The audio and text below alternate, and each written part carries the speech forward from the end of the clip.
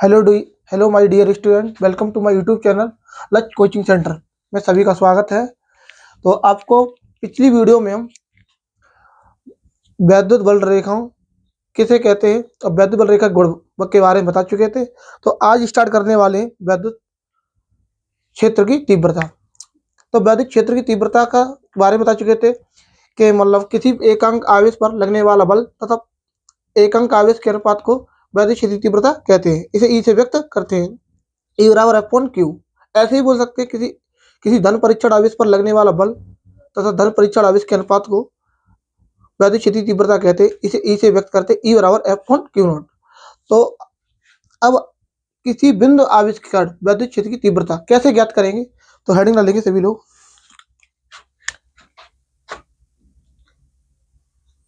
किसी बिंदु आवेश के कारण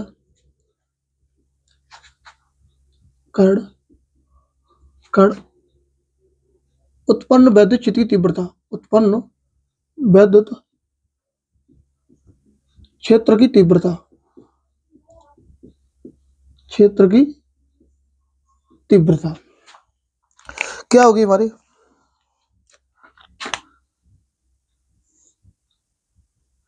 तो यहाँ पर मेरा कोई प्लस क्यू आवेश रखा है, यहाँ पर हमारा कोई परीक्षण आवेश क्यू नॉट आवेश रखा है, धन परीक्षण आवेश क्यू नॉट, जिनके बीच की डिस्टेंस है हमारी स्मॉल आर, स्मॉल आर। इस वाले पॉइंट को नाम दिया ओ, इस वाले पॉइंट का नाम दिया पी। जो भी तीव्रता ज्ञात करेंगे पी पॉइंट पे ही ज्ञात करेंगे। तो इसमें क्या लिखेंगे, सबसे पहले माना बिंदु ओ पर प्लस क्यू आवेश रखा है, जिससे स्मॉल आर दूरी पर एक बिंदु पी है जहां वैद्युत क्षेत्र की तीव्रता ज्ञात करनी है। बिंदु पी पर क्या रखा है, परीक्षण आवेश क्यू नॉट रखा है। इतनी इसके बारे में लिखना है। तो सभी लोग साथ साथ लिखते चलना। माना बिंदु ओ पर प्लस क्यू आवेश रखा है, प्लस क्यू आवेश रखा है, जिससे स्मॉल आर दूरी पर एक बिंदु पी है, एक बिंदु पी है,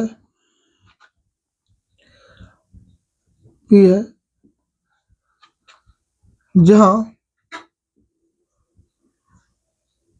वैद्युत क्षेत्र की तीव्रता ज्ञात करनी है, जहां वैद्युत क्षेत्र की तीव्रता ज्ञात करनी है, तीव्रता ज्ञात करनी है। परंतु बिंदु पी पर परीक्षण आवेश या धन परीक्षण आवेश क्यू नॉट स्थित है या रखा है, स्थित है। ये बात यहाँ तक कंप्लीट। अब आपको मालूम दो आवेश है, एक प्लस क्यू आवेश है, एक धन परीक्षण आवेश क्यू नॉट है, जिनके बीच की दूरी आर है। जब दो आवेश हो उनके बीच की दूरी आर हो तो वहां पर कौन सा नियम लगता है, कूलाम का नियम।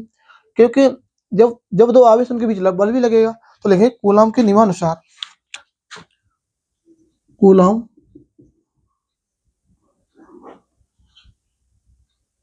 ऐसे लिख सकते हैं, ऐसे लिख सकते हैं यहाँ पे।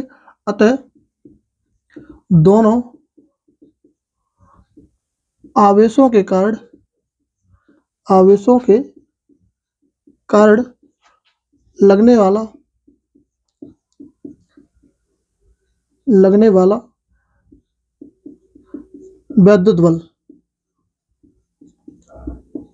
वैद्युत बल, तो लिखिए कूलाम के नियमानुसार, कूलाम के नियमानुसार। कूलाम के नियमानुसार क्या है हमारा, F बराबर 1/4 पाई एप्सिलॉन नॉट। पर दोनों आवेशों के बीच कौन सा माध्यम उपस्थित है, हमारा निर्वात। तो यहाँ पर के नहीं लगाएं, जो भी डायरेक्शन कराएंगे वो निर्वात के लिए सॉल्व करेंगे। ठीक, तो F बराबर 1.4 पैसा नोट, और कोई परावैद्युत माध्यम होता तो के लगा देते। तो F बराबर 1.4 पैसा नोट Q1 Q2, Q1 कितना हमारा Q, Q2 कितना Q नोट बटे R स्क्वायर, कैंसिल होगी फर्स्ट। तो ये हमारा लगने वाला बल। अब प्लस क्यू आवेश कार्ड बिंदु P पर क्या उत्पन्न होगी तीव्रता,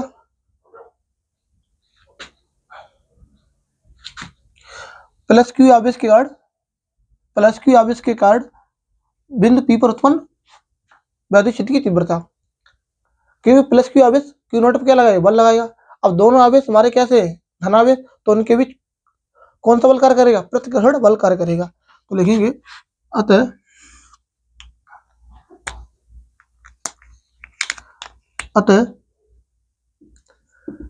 प्लस क्यू आवेश के कारण बिंदु P पर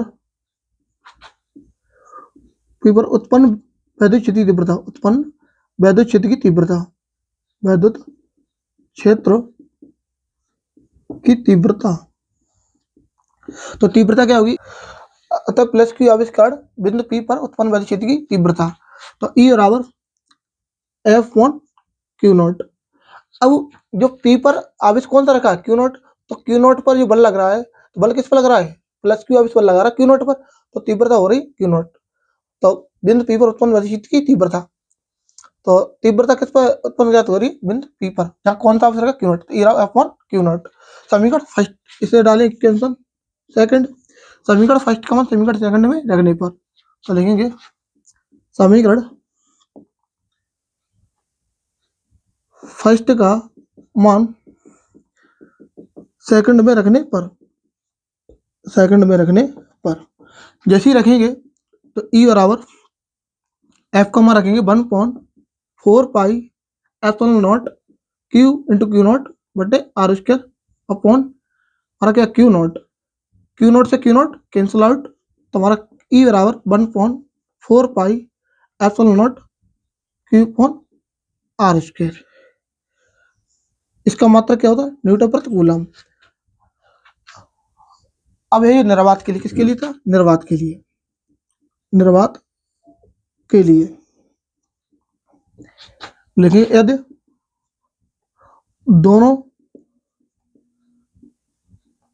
आवेशों के बीच परावैद्युत माध्यम हो, परावैद्युत माध्यम हो, तब बल कितना हो, तब तीव्रता कितनी होगी, E बराबर 1.4 पाई एप्सिलॉन नॉट K और Q अपॉन R स्क्वायर, तभी तीव्रता ही होगी न्यूटन प्रति कूलम। ये बात यहाँ तक कंप्लीट। अब आगे डालेंगे नोट।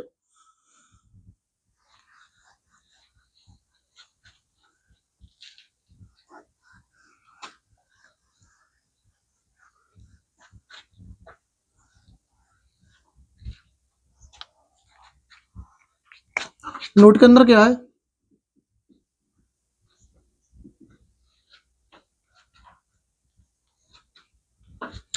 याद रखना निर्वात के लिए, निर्वात के लिए जो K का मान होता है हमारा,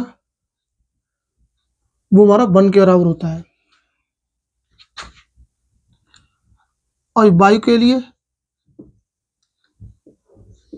K का मान होगा हमारा परावैद्युतांक, लगभग हम बोल सकते हैं हम 1।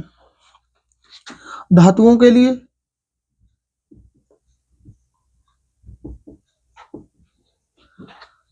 लिए K का मान होता हमारा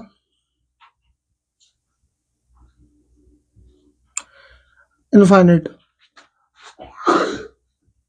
जल के लिए K का मान कितना होता है 81। ये बात हो गई यहाँ तक कंप्लीट। ये पहला पॉइंट था हमारा नोट के अंदर, ये दूसरा पॉइंट, ये तीसरा पॉइंट था हमारा, ये चौथा। आगे चलेंगे पांचवें। पांचवा पॉइंट हमारा क्या है, बिंदु O पर प्लस क्यू आवेश रखा था, बिंदु P पर परीक्षण आवेश क्यू नॉट। अब वो यहाँ पर प्लस क्यू आवेश है, तो प्लस क्यू आवेश के कारण वैद्युत क्षेत्र की तीव्रता की दिशा होगी, वो कहाँ होगी, बाहर की ओर।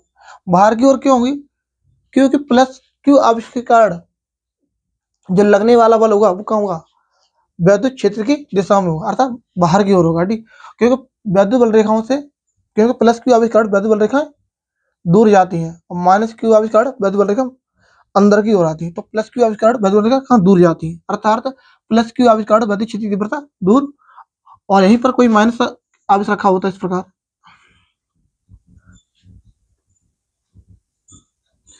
तो वैद्युत क्षेत्र की दिशा होती है कौन होती है, अंदर की ओर।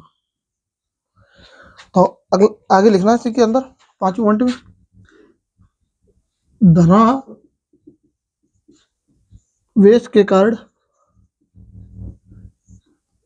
वैद्युत क्षेत्र की दिशा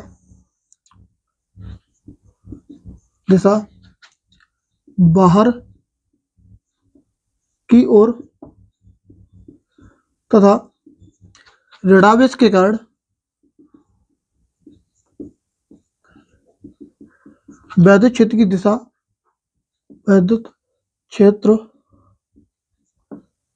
दिशा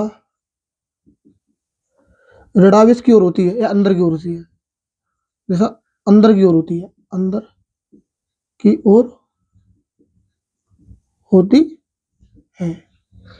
तो ये किसी बिंदु आवेश के कारण वैद्युत क्षेत्र की तीव्रता, ये बात हो गई यहाँ तक कंप्लीट। अब वैद्युत क्षेत्र की दिशा कितनी स्थितियों में ज्ञात की जा सकती है, तो याद रखना किसी बिंदु आवेश के कारण उत्पन्न वैद्युत क्षेत्र की तीव्रता निम्न 3 स्थितियों में ज्ञात की जा सकती है, निम्न 3 स्थितियों में ज्ञात की जा सकती है। तो सबसे पहले लिखेंगे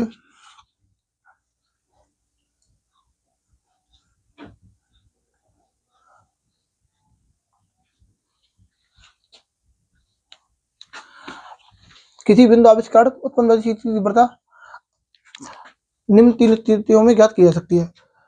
तो आप कह सकते हैं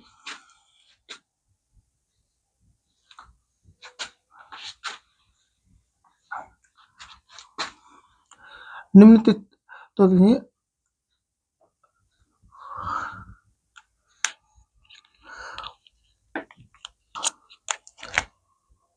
किसी बिंदु आवेश के कारण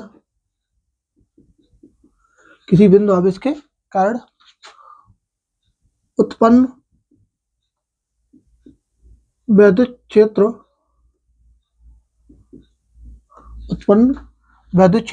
निम्न 3 स्थितियों में ज्ञात की जा सकती है, निम्न 3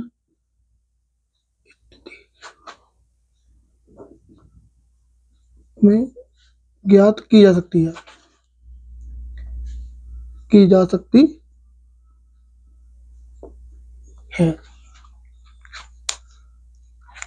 पहला पॉइंट हमारा क्या है,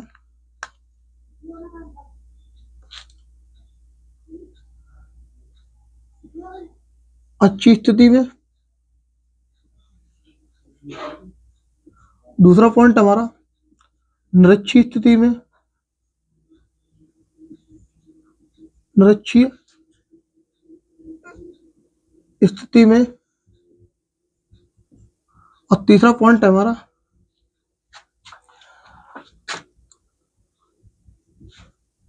किसी भी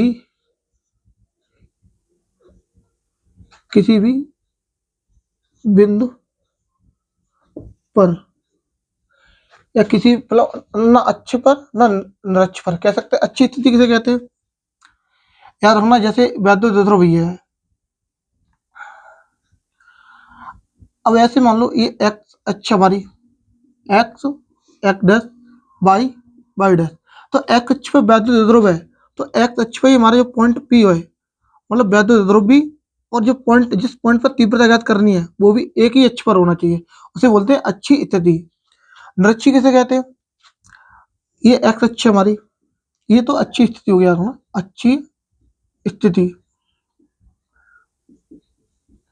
निश्चित स्थिति क्या होती है?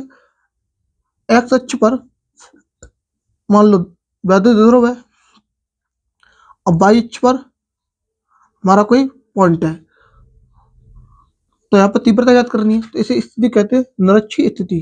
निरक्षीय स्थिति, ठीक।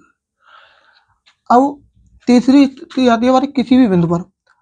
तो मान लो एक्स अक्ष पर हमारा कोई वैद्युत ध्रुव है। अब वो जो पी पॉइंट है ना तो एक्स अक्ष पे है ना वाई अक्ष पर है, मतलब या तो ये पी पॉइंट यहाँ पर होगा, या पी पॉइंट यहाँ पर होगा, या यहाँ पर होगा, मतलब किसी भी स्थान पर, मतलब एक्स और वाई अक्ष छोड़कर।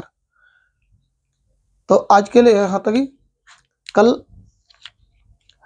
यार वीडियो, हाँ कल कल आगे कराएंगे अच्छी स्थिति में। तो वीडियो पसंद आए तो लाइक करें, कमेंट करें और सब्सक्राइब करें ऐसी वीडियो पाने के लिए। कल मिलते नेक्स्ट वीडियो में सभी को।